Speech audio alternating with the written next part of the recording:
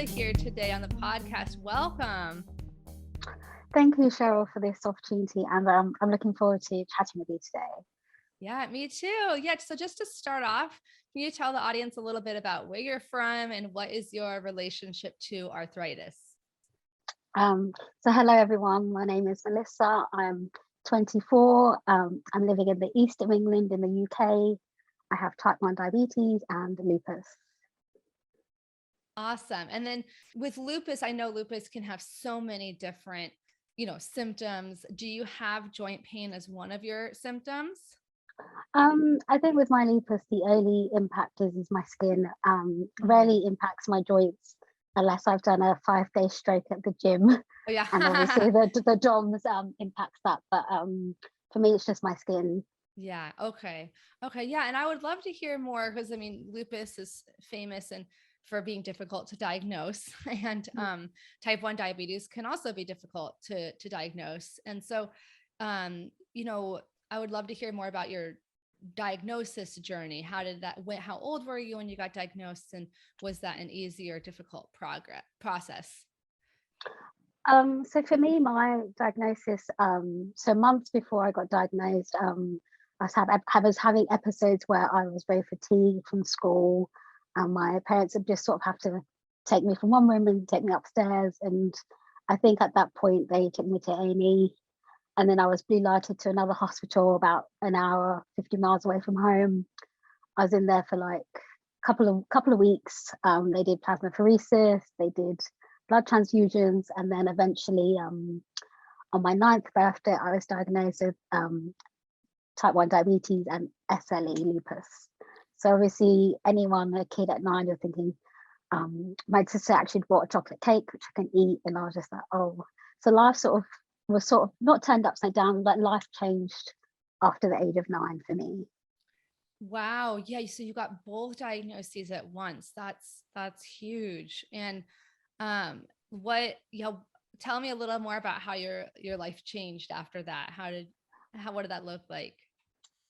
So for me, most of my family's in the medical setting. So my dad was a nurse, mum worked in the NHS, and my sister was also a nurse. So they all worked in the NHS field. So obviously, it changed a lot in our family, but obviously we tried to keep things as normal as possible. So if there was activities I wanted to go to, they'll make sure I could still go to them, but having the support I needed. But also I think for everyone, it's like when you've got a new condition coming on, you sort of just try and pull together and connect, which I think is what we did. Yeah, it's a huge benefit having family members, like immediate family members who have some medical training, because it can be very overwhelming. There's so much new terminology, and some people are like nervous about, doing what do they call them? Like the blood sticks, where you have to prick yourself. Was that hard for you? Did you have to manage your blood sugars by, monitoring with, what do they call it? The finger prick or finger stick? Yeah. So obviously now, at the time, I was finger pricking maybe 4 to 8 times a day. Okay. Yeah. So obviously like my family would know, like when I would know, like based on my reactions, like, okay, she's going low or she's going high, or they'll know like my symptoms. But also as we skip forward a bit now, there's lots of technology. So now I use the Dexcom G6 and the Tandem t:slim pump. So with the Dexcom G6, there's times where in my household we sort of say, I want to throw the Dexcom in the bin because it will be screaming. And the pump sort of allows me to notice based on the trend when I'm going to go low, and it'll stop giving me insulin. So I'm grateful for the technology. I know some people are still trying to access this technology, but I'm grateful to have it, especially with my line of work as well. Yeah. Tell me a little bit more about your work. What do you do? So based on all this journey of mine, it inspired me to pursue occupational therapy. I had occupational therapy as a child through my journey of lupus, and then obviously it led me to my career of being an occupational therapist. So obviously for me, as I said, I like the Dexcom G6 because I work in a crisis team. So sometimes like some days are different. Like you can go in, it's not a normal day. Every day is different, so you have to be flexible in your approach. Some days they may go for lunch earlier, Some days they may be giving activities or intervention or educational groups. So just having that reassurance that, okay, my bloods are okay, or just looking them discreetly on my watch allows me to feel more in control of my diabetes. But also something I picked up this week is that someone mentioned that the family members are like the type 1 caregivers. They're like another type 1 in the family, and sometimes we don't always see the burden the long-term condition can have on them as well. The emotional strain where you're frustrated, your levels are like this, or your arthritis is played up like this. We sometimes don't see that and how it impacts them as well. So obviously they also need to have that support as well. So that's something. Yeah, absolutely. Okay. And so I want to step back for 1 second, because I'm realizing some people who listen to the podcast might not be familiar. They're familiar often with like all the different kinds of inflammatory arthritis, but not necessarily diabetes. So when you say type 1, that's short for type 1 diabetes, right? Yeah. And then when we say your levels, we're talking about your blood sugar levels. Yes, that's correct. Okay. Yeah. I just, again, like it's so when I'm listening to a podcast and they use a bunch of acronyms, or not, I mean, these aren't even acronyms, but shortenings, I'm like, what are they talking about?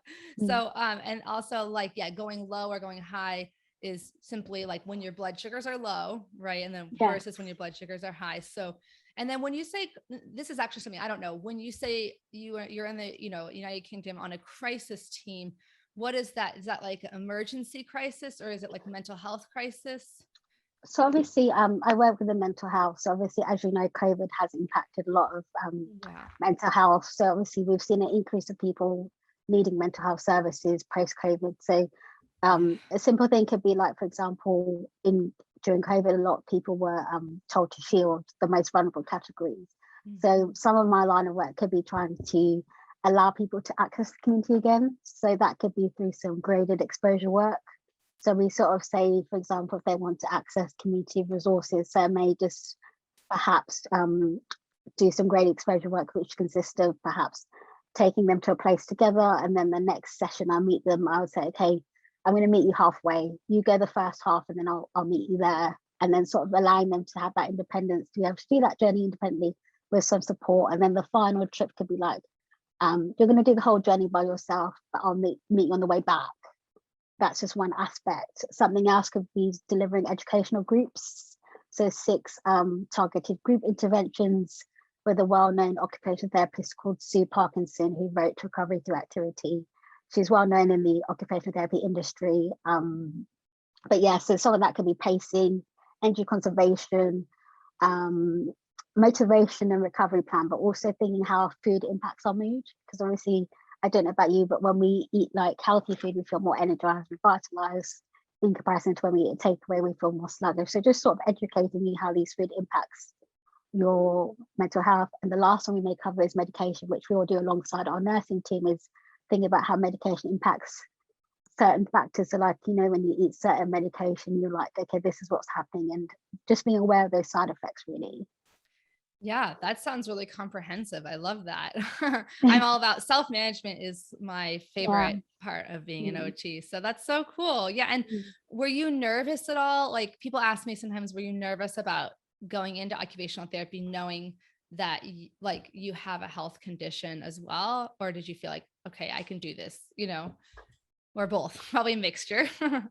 I think so. What I did is I finished my GCSEs. That's what you're doing in the UK. I don't know, in other places there may be something else like your O levels, but depending on your state. So I took a year out, partially just to regroup and see what I wanted to do. But also, I think in that year out, it allowed me to see like how my conditions were. And obviously, I'd already had the pre-discussions with my medics beforehand, like, okay, these are my plans. Like we had already made a detailed plan, like, okay, if I get into this university, like the nearest specialist centers are here and here. We made that plan. I think I didn't feel apprehensive because in the UK there is legislations and policies in place. So obviously the Equality Act 2010 highlights about reasonable adjustments, and anyone with a long-term condition can have reasonable adjustments in place. Also there is like disabled access grants as well. So like if you need extra time to write assignments, extra time to have loan books, or even a scribe, that's all there in place. So there is legislations to protect you. So I think I did feel anxious about that. I think the first few weeks I did feel anxious because my diabetes was a bit of a roller coaster, because I was traveling into London, and obviously my levels were a bit fluctuating in terms of what I'd be by the time I got there. But then I guess with the tech I had, it made it better.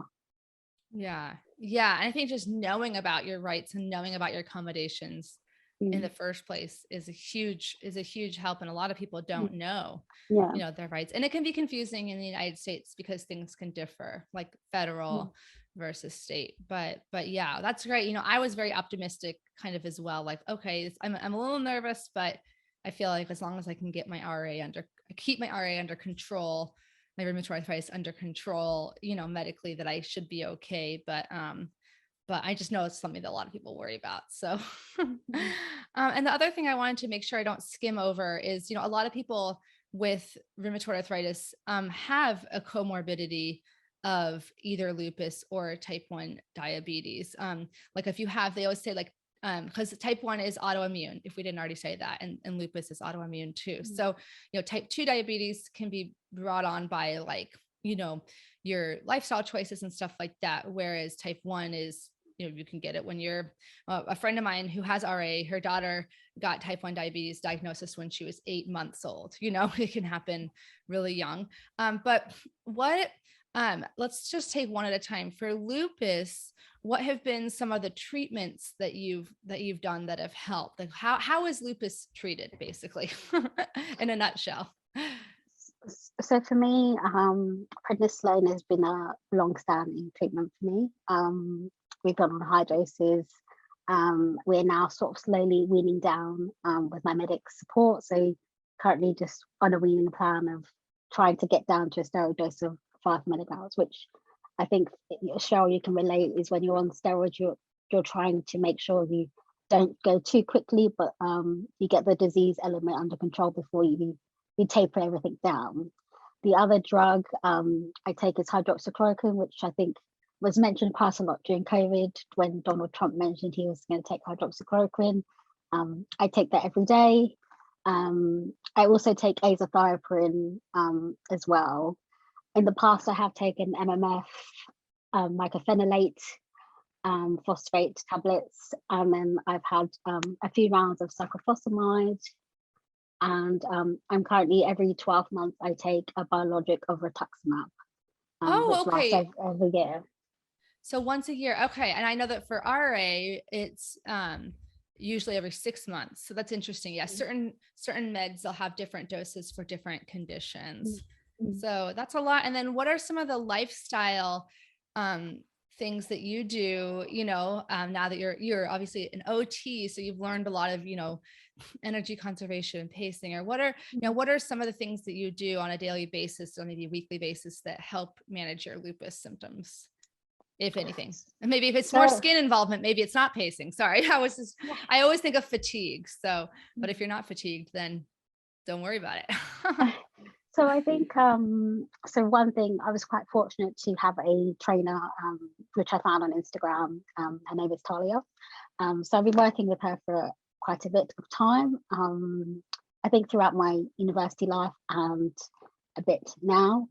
The other thing I will say is, for my well-being, I tend to write. So I get up at 6 a.m. every morning. So I tend to just spend the first 15, 20 minutes, have a cycle in the morning, then I spend 10 minutes just writing my thoughts on paper, just to let your brain sort of think about, okay, what's worrying you, and then just put on paper. The other thing is I try and not commit to everything. I say, tell me how to do that. I'm so bad. Oh. So I think COVID has taught, the last few months, it's taught me that I'm always one to say yes to everything, but then you have to remember that there's no right to say yes. You're only committing to yourself, and it's okay to say no.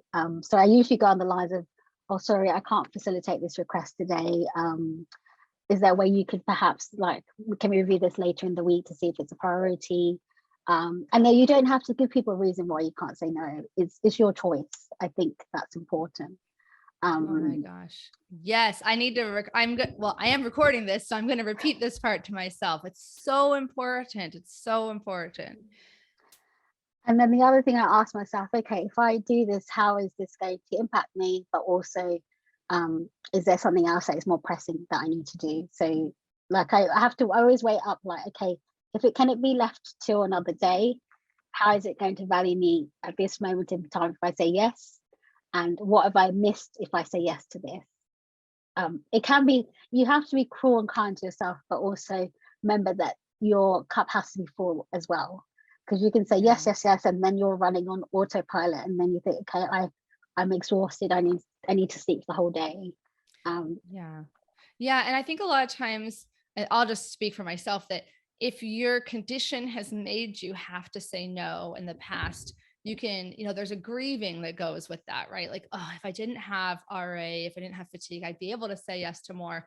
And so then there's this tendency to be like, well, I'll just push through because I don't want my RA or my health condition to hold me back or whatnot. But that's still kind of like a toxic mentality, right? It's like, you do have limitations, and being able to look them in the face and be like, yep, I can accept this. I don't have to like it, but I accept it. And, I don't want to be so stubborn to be like, I'm just going to pretend I don't have this and I can do everything. You know what I'm saying? Yeah. And it doesn't add value, because at the end of the day, like, you don't know the task you're doing is going to cause you more stress, or if it's going to just alleviate the pain. I think and sometimes, as you say, you could be like, okay, you don't want to say no because it's like, okay, I'm meeting friends, and then like, oh, they'll be like, oh, your arthritis. But if they're truly your friends, they'll understand that, okay, Melissa's not available to them. Melissa's like said no, and she's tired or whatever. You don't need to give people the reason why you've said no. It's your personal choice. Yes. Sometimes people say, no is a full sentence, which, I never say sentences that are that short. So I was joking, like, I don't know how to do that. But yeah. And the other thing I repeat to myself is something I heard once, which is like, ask yourself, does it have to be done? Period.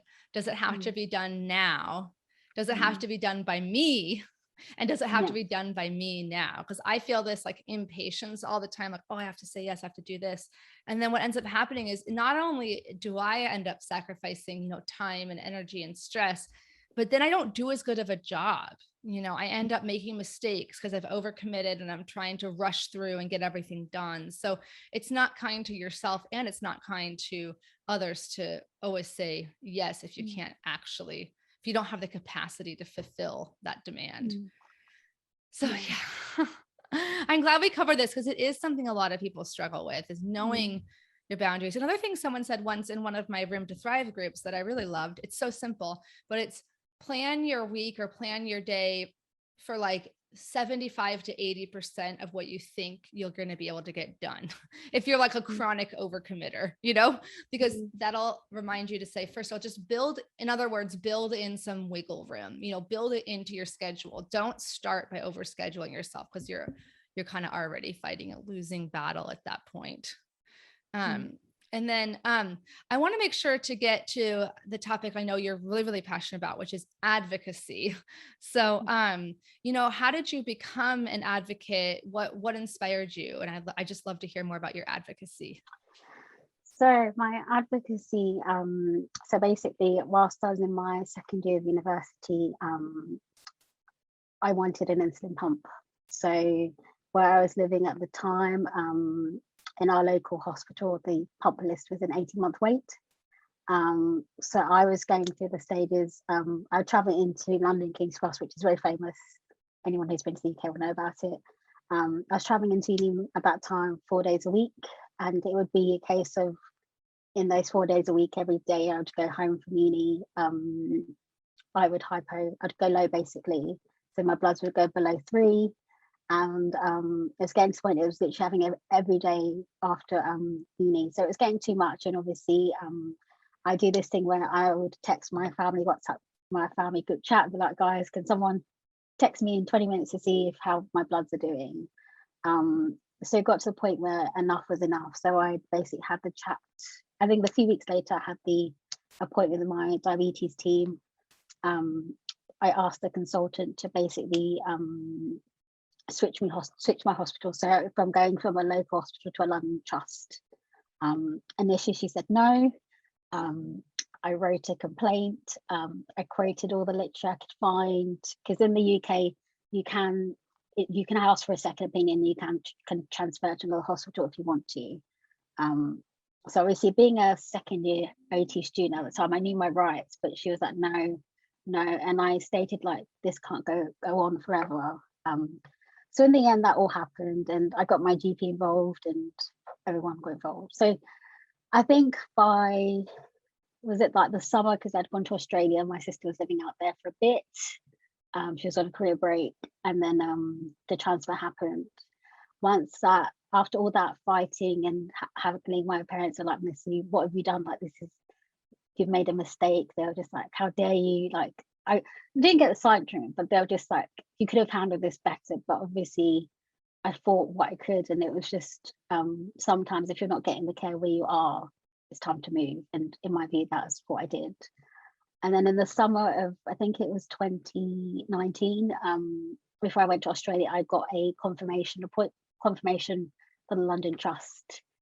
And then I saw this lady, I saw my consultant second week of October, and I walked into that clinic room, and the doctor said to me, I don't know why you didn't get an insulin pump sooner. So it was all that fight and advocacy, but also sometimes I feel like we are the people. I have this saying when I say to my rheumatologist every time I see him, you've only seen me for 15 minutes.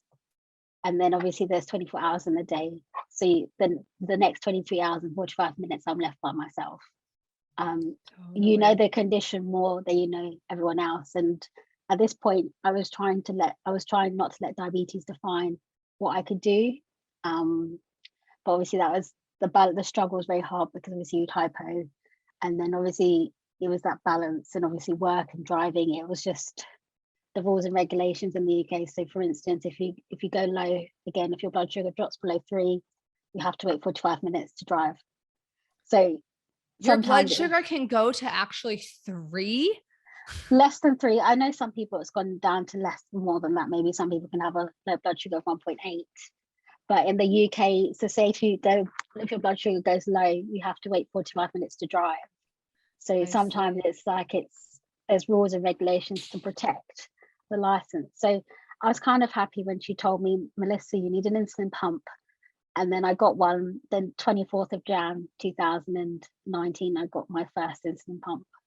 And it's been a game changer ever since then. But it's constantly the thought of advocating and fighting for things. Yeah, you have to justify to the professionals, why are you asking me this when this has been done? And I think sometimes for people with arthritis, it can get to the point which can increase your stress levels. I see it time and time again. Like the other day, I got asked about a blood test, which had been done in March, but people are like, you've not had one. But then instead of you talking to me, you're just saying, do this, this, and this. I don't know how many times people fight over a prescription that I see on Twitter. Oh, yeah. When medication has run out, and you don't think about, okay, we've got public holidays, we've got bank holidays, especially in the UK, the prescription is so tight. So say if it's like prednisolone is a controlled drug, methotrexate is a controlled drug. So without a doctor, you cannot get that, or someone, it has to be regulated for you to obtain it. So sometimes these things, I don't know how professionals think about the impact it has on someone's health when you stress them out, and then they end up having a flare up. Right. No, and yeah, stress can flare up so many conditions, and a lot of times people just think of like external stressors, like, your job or maybe family life, but it's like, no, those can obviously anything could be a stressor that's important to you, but navigating the health system and being at the mercy of people who don't necessarily always in the United States, don't always have your best interest in mind. I'm not talking the providers, I'm talking the insurance companies. They're trying to save themselves money at the expense of your health. I mean, it's really egregious. And so, obviously we'd need costs to not be out of control, but it shouldn't be at the expense of people's, the care plan that the doctor who went to med school for 10 years, sorry, little rant, but, the doctor sets the care plan. Yeah. And the insurance is like, well, I don't want to pay for that because it's expensive. You're like, but they need it. Like what? So I'm interested. Yeah. So you had to advocate to not only get switch care teams for your type 1 diabetes, but also to get an insulin pump. And you said that, I think at one point you said it would be like an 18-month wait, but you got it quicker. Is that right? Through your advocacy? So it would be an 18-month wait if I stayed at my local trust. So I see. So in the UK, how it works is if you transfer someone, there's like a priority list. So a 4-week one is like if they suspect you're going to die or if you have cancer, the new hospital had to see you within a certain amount of time. So the new hospital had to see me within 18 weeks of the transfer, which obviously this was before COVID. So I think we got to that week 16 and week 18. I was like, okay, this transfer should be happening. Where's my name? Like, this can't keep going on. My mom was like getting to the point, she was getting very worried. My dad was a bit chilled, was like, okay, you're okay, that sort of thing. But obviously, again, it goes back to that carers burnout, the family, the type 1 caregivers, as I mentioned earlier on, like the impact all this stress has on them as well, even though they don't have the condition. So eventually I got it, but it was just the proceedings before I got it. So I went to the New London Trust. I got the insulin pump, I think, after Christmas, but just that first initial appointment, and that the fact that consultant recognized, why are you not on an insulin pump from the moment I walked in? And yet when you try and say to someone else, it's like it's walking on deaf ears. Yeah, that happens a lot. I just interviewed someone a couple of weeks ago who had said, I was trying to remember which episode it's going to be on, but where they were like, the one rheumatologist was like, you're fine, there's nothing wrong with you. And then the next one was like, you so obviously have, you 100% have psoriatic arthritis. It was Maggie's episode. And, it's like, they're like, we can't believe this didn't get caught earlier. So it's like such a whiplash sometimes to be like, on the one hand, people are like, nothing's wrong. On the other hand, they're like, wait a minute, no, you need much better care. Like, so, and I think you mentioned the caregivers, and I think this is an interesting thing to think about when, with respect to, all chronic health conditions, whether it's like type 1 diabetes or, rheumatoid arthritis or lupus, that, the people who surround us can have such an impact on our daily management. I do think so. My only experience, I'm just going to say for the record, I did have gestational diabetes, which from what I was taught, let me know if this is wrong, but is more similar to type 1. And I didn't have to take insulin, but I was checking my blood sugars all the time and changing my eating and exercise patterns around when my blood sugar was going too high. But when you said 3, I was like, my problem was that it was going high. It was never going really that low. It was like 60 was low, but anyway, but point being, what I noticed is that like there's a big difference between conditions where you can constantly be measuring things. Like with type 1, you can measure your blood sugars, at any given moment of time. And there's like a clear like path of what to do, or there's like options. Whereas sometimes I think what's difficult in conditions like lupus or rheumatoid, I mean, they're all difficult. I'm not trying to like compare, easier to harder, but I think it's something that is difficult for caregivers to understand, is that there's not always a totally clear path. It's not like, okay, I'm in pain and this is the silver bullet. Do you know what I'm saying? Like there's a lot of ambiguity. Let's put it short. Long story short, a lot of ambiguity and these are invisible conditions. So what I know causes stress for a lot of people is that their caregiver, their husband or their parent will be like, kind of like, oh, are you exaggerating it? Do you know what I mean? Or they'll be saying like, you're not doing enough. Does that make sense? Like, yeah. So do you have any advice for people who feel like, okay, again, long story short, that there are people in their life that are important to them just don't really get it, or they're not helpful? That's a hard one. So obviously, before I answer your question, there is research to show that all diabetics make 140 decisions every day. As you Whoa. mentioned, with any autoimmune like arthritis, lupus, JIA. If I ask you, Cheryl, how many decisions have you made already this morning relating to your arthritis? We don't count it, but I Right. sometimes think it can be hard for the caregivers to understand, and I think that's where support networks come in play. Because obviously they don't know how you feel, like you're all unique and individual, and I think sometimes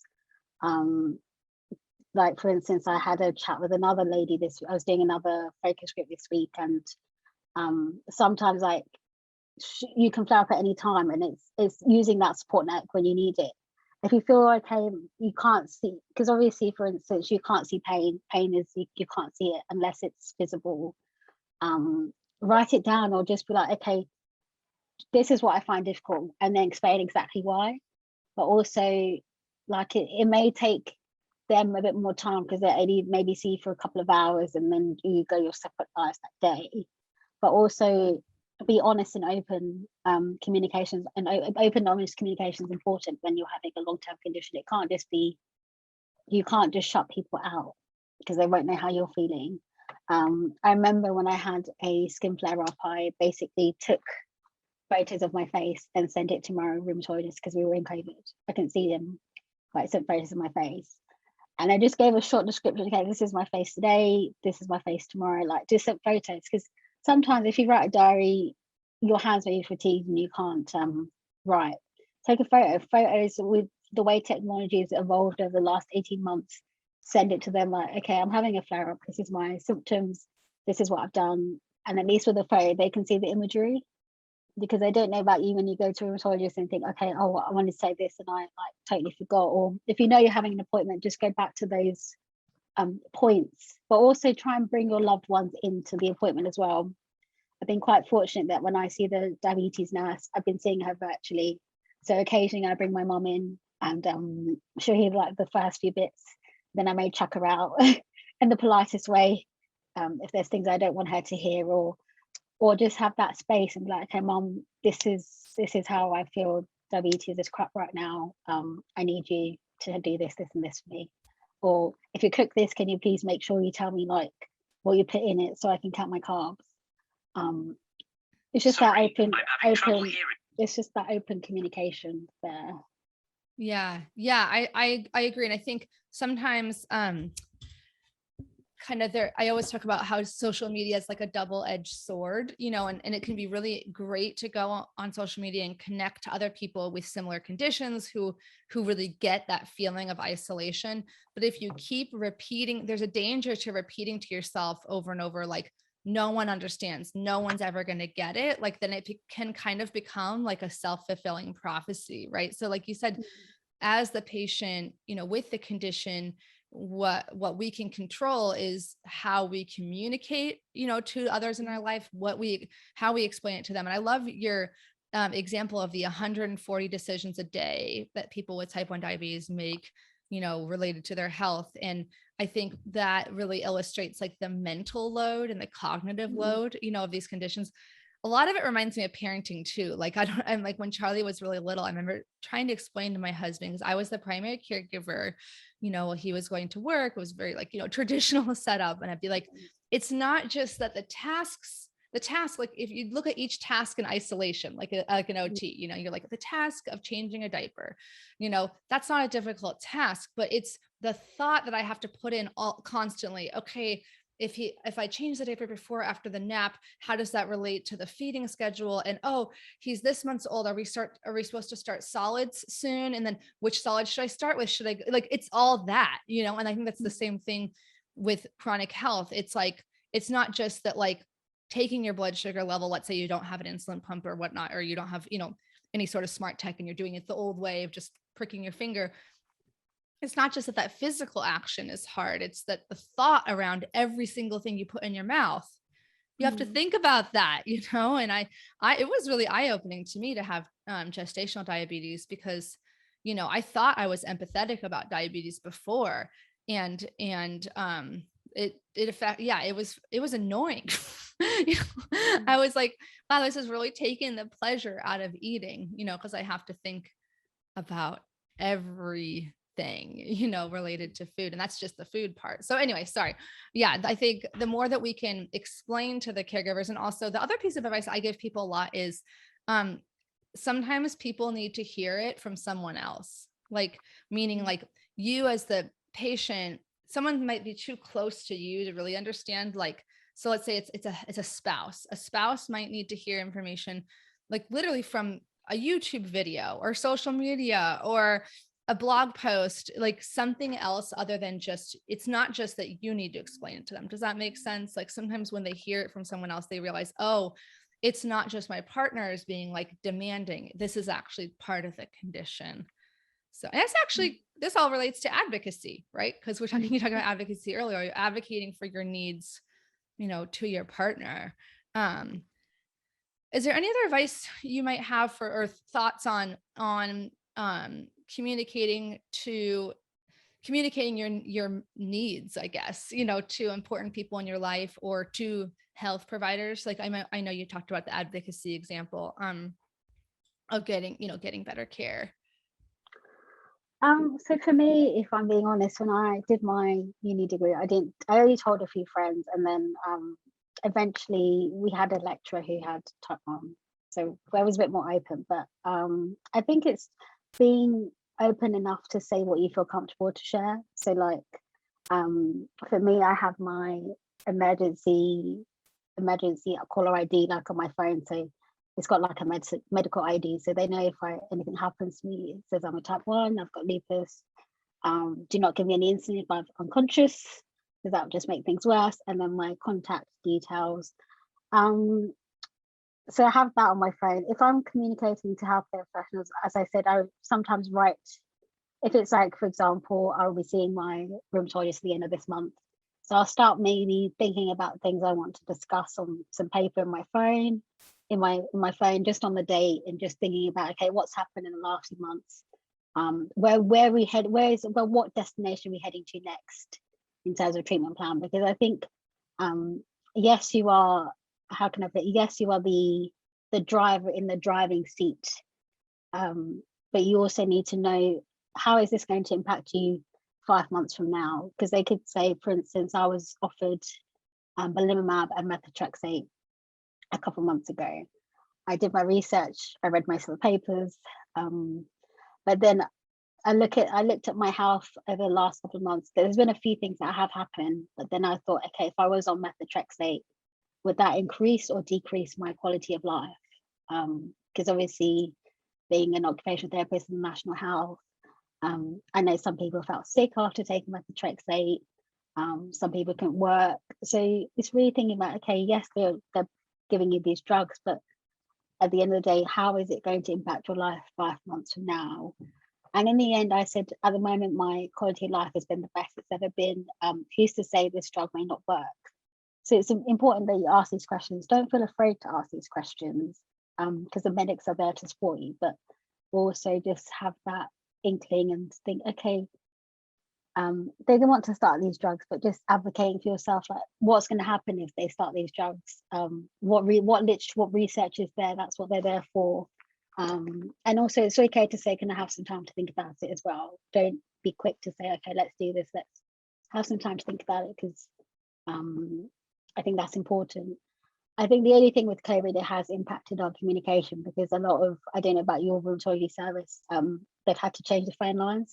So it's either you leave a message and then someone will get back to you in a few days, or in my one, I've got like a portal, so I can just send my nurse a message and then they'll get back to me. So that's something. Don't always write it down, because sometimes you may have brain fog and you may forget your question, which is okay. Oh, I wanted to ask this. Just write it down, or even just a quick, Siri, can you remind me of this? At times I'm guilty of, as you had my watch at a couple of minutes ago, just yeah, things like that. Or Alexa, I know people use Alexa to take their medication, like, Alexa, can you tell me to remind me of this medication to take, or something like that. Things like that. Just remember that communication can be open. It's not one size fits all. I love that. And I have to write stuff down or else I don't remember it. And I use tons of reminders on my phone. I have reminders that are like Monday to Friday reminders, or reminders that are every day, or like for my injectable medications, once a week reminders. So I totally, those are all such good pieces of advice. And along the topic of just general advice, one of my favorite things to learn from people is, what would your advice be to somebody newly diagnosed? Let's just take lupus, for example. Just I know this is not medical advice. This is not occupational therapy services. This is just, what would you say to somebody who says, oh my gosh, Melissa, I just got diagnosed with lupus today. I'm freaking out. Like, what kind of words of wisdom or inspiration would you have for them? I would say to them, like, okay, you've been diagnosed with lupus, but your life doesn't have to change because you've got a diagnosis of lupus. I would tell them, like, yes, you've been diagnosed with lupus, but lupus does not define what you do. I think it's important that when you have a long-term condition, like, you still are able to do the things you want to do in life. Yes, it may need some adapting, some flexibility, but you can still do it. Like, for instance, I went to Australia for 2 weeks before COVID hit. There was some pre-planning that needed to take place, but I managed to do it. So I think it's just trying to don't sell yourself short, would be one bit of advice. The other thing I would say is, you mentioned earlier on about fatigue management. If you feel like, I know what some people have done is they write like on what lupus is on a good day and what is on a flare-up day. So like write a plan of, like, when it's on a flare-up day, the tasks you can maybe do, and when you're not flaring, the tasks that you could achieve, and then just compare and contrast those two activity days between a flare-up day of tasks you would want to do and a non-flare-up day. I would say you can seek support. I'm quite fortunate to have a lupus support group on my phone. We WhatsApp now and again, and occasionally we'll have meetings in London, so that's nice. And again, I use social media, but not as much. I use it more for my diabetes. I'm quite passionate because I'm involved in a few focus groups and young adults panels, so I can connect with other people. And also the other thing is, I would say, is let your loved ones and family members in with this diagnosis journey, because it's not just affecting you, it's affecting them as well. The one thing, when I got my first insulin pump, my nurse said to me, we're taking home this new baby, and I was like, baby? It being such a small device, and it is true, like, as a family, there are days where we loved the pump where it was great, and then there's days we wanted to throw it in the window, including myself, but we all love to nurture the pump.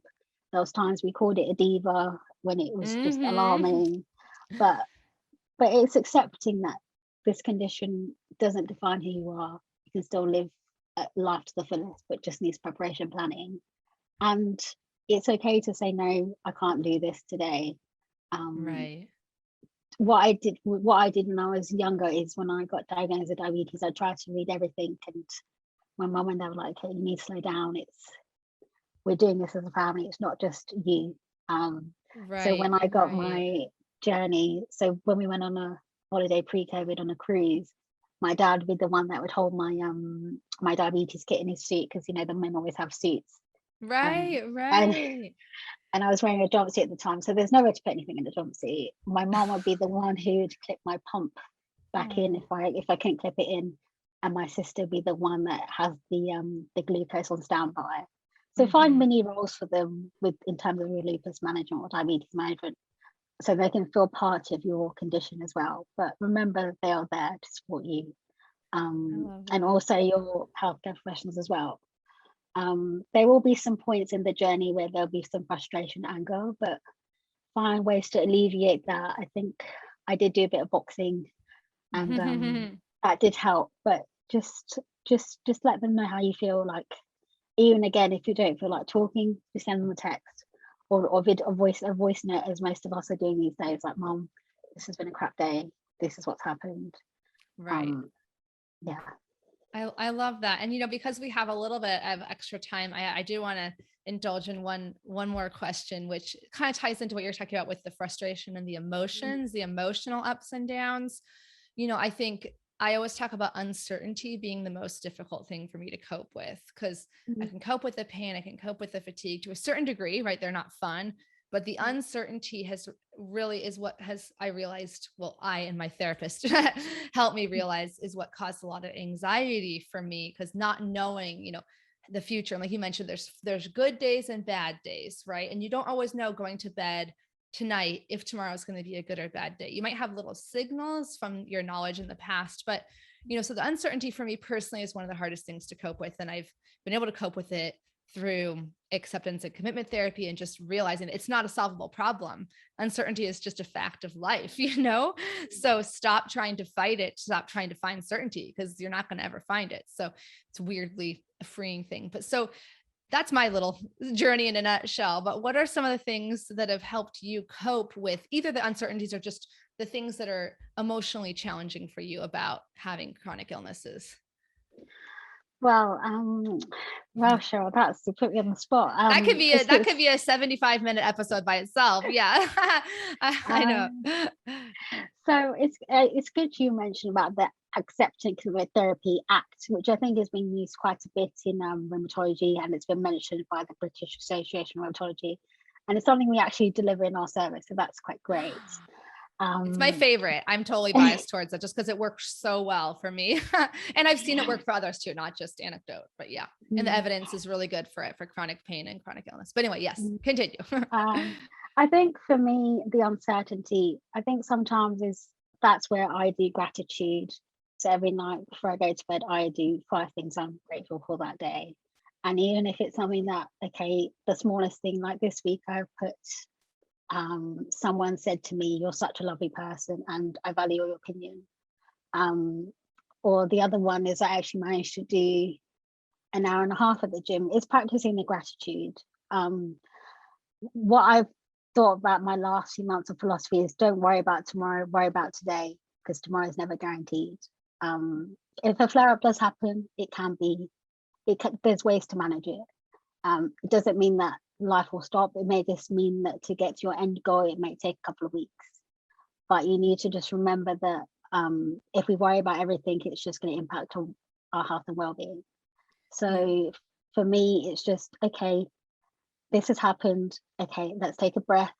Like, let's make the relevant calls if we need to make those calls. And this is how we're going to approach it. And then just try and think, okay, if I stress, what's the implication of stressing? I need to relax. And then we'll try and work out how best to do it. But then accept, okay, it's happened, you can't change it. So yeah, things like that. But also remember that everyone will have a setback in life. Maybe it was just not that time to get to that destination. And this setback maybe just for a small part of our seasons. We go through different seasons in life. And there may be a reason why that has happened. We don't know. But I guess it's just taking a step back, being grateful for what we have. Like my mum always says she's grateful for life, because during COVID, I don't know how many people we've lost in this season of COVID, but just being grateful for breathing and that air, because there's a lot you can see, like people going into hospital, but just taking that time to pause and reflect, like this can be fixed, or this can be not fixed. Fix is probably not the right word, but there is a solution to this. Yes, it may stop our end goal, but we can find a solution to resolve the problem. That's interesting. Yeah. One of the exercises in ACT is called creative hopelessness. And it's actually about acknowledging, this is just first of all, thank you for sharing that. Sorry, I'm like going off in 5 directions in my brain. But yeah, sometimes it's very comforting to say, like, as Marie Forleo says, everything is figure outable. Like everything, every solution every problem has a solution. Some other times for me, it's also helpful to say, maybe this is not a solvable problem. Like maybe this is not fixable, but I can cope with it. I have the capacity to tolerate this and to still turn towards what's important in my life, even if this problem doesn't go away, even if pain, like chronic pain, unfortunately, there is not a way to fix chronic pain for everyone right now. You know, some people, the best that's going to happen is getting your pain from an 8 to a 5 or getting it from a 5 to a 3. And so then being able to say, I can cope with that. I can cope with a life that isn't at a 0 for pain, you know, and that can also be, again, empowering. It's weirdly empowering because I'm like a perfectionist. So I want to get everyone to a 0, you know, I want to get myself to a 0, you know, but hardly anyone gets to go through life every day with 0 discomfort or pain, right? Whether it's psychological or, you know, it's not the human condition to just have a perfect, carefree, easy life. And if you did, you know, then, you know, I guess more power to you, but, you know, most of us have to get used to suffering on some degree. So that's another thing that can be helpful for, but I love what you said about gratitude, because, that's something that I grew up in a family where every night for dinner, we would go around the table and everyone would say, we just call it you're grateful for. We just call it the grateful for. So everyone would say one thing that they're grateful for that day, you know, and it was just a great practice, like, bringing you into what's going well in your life. Oh, sorry, I forgot to close my door. So people keep slamming the door in the background. But okay, so now we're time to wrap up a little bit, but is there anything else you wanted to share, you know, with the audience about what we covered today or anything else? I just want to say it's been great doing this podcast with you, and I look forward to hearing it. And I think a big shout out to First Arthritis Young Adults panel. Yes. Big shout out to the Diabetes UK Young Adults panel, and anyone with type 1 diabetes or lupus or any form of arthritis really. And just a big shout out to my mom, dad, and sister for supporting on this journey. Dad, this one's for you. Unfortunately, yes, this podcast is in memory of you. Thank you. Oh, that's so sweet. I think you're the first person to like do a shout out to their family, and I'm sorry your dad's not with us anymore. But that's really, really sweet. And I'm sure many people listening are going to want to, you know, follow you or learn from you. So and I'm going to put everything in the show notes, but where do you suggest that they follow? Where are you online, in other words? So I'm online on Twitter, so it's Melissa. I've got a little dash on the bottom, Chiesa, so that's Chieza. And then I'm on Twitter, on Instagram as Mel C, I think it's 567. No, Mel C 97. Sorry, so Mel C 97 on Instagram. But yes, I hope you guys stay safe, stay well, and just pick up a few tips really in this podcast. But yeah, no, it's great. You're very like you have a very calm energy compared to mine. So I'm always like just in awe of people who, you know, I don't know how to say. I'm like chaotic energy, and your energy to me externally, maybe internally you feel very chaotic, but your external energy is like, okay, I feel, if you were my occupational therapist, I feel like, okay, I trust her. She knows what she's doing. So thank you. You're calm, cool, and collected. That's what we say in the US. I don't know if they say that in the UK, but I like it. Yeah. That could be your new tagline. I'm calm, cool, and collected. Oh, I just realized I wasn't following you on Twitter, so I'm rectifying that now. Well, thank you so much. Yeah, and I will put this out into the internet. We're almost at 50,000 downloads of the Arthritis Life podcast at the time of this recording, so I think you're going to put us over. So thank you for being part of that. But we'll talk to you later. See you later, Cheryl. Thank you so much. Thank you. Take care.